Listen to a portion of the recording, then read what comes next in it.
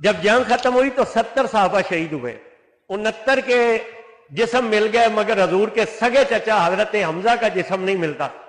3 مرتبہ نبی پاک نے صحابہ کو بھیجا، تینوں مرتبہ کہا حضور امیر حمزہ نہیں ملتے۔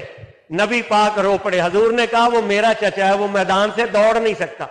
حضرت فاطمہ زہرا فرماتے ہیں پھر مجھے اور مولا علی کو لے کر حضور اس پہاڑی پر چڑھے جسے سب چھوڑ کر بھاگ گئے تھے۔ لاشوں کے ڈھیر میں سے حضرت امیر حمزہ کا جسم نکلا، 12 ٹکڑے تھے حضرت امیر حمزہ کے، دونوں ہاتھ کٹے ہوئے تھے، دونوں پاؤں کٹے ہوئے تھے، دونوں کان کٹے ہوئے تھے، دونوں آنکھیں نکلی ہوئی تھیں، دونوں ہونٹ کٹے ہوئے تھے، ناک کٹی ہوئی تھی، سینہ چاک تھا، کلیجہ باہر پڑا تھا۔ نبی پاک نے اپنے چچا کو انگلیوں کے ناخنوں سے پہچانا۔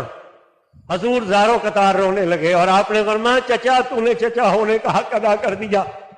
جب نبی پاک روئے نا تو حضور نے فرمایا انت سید الشہداء، تو قیامت تک کے شہیدوں کا سردار ہے۔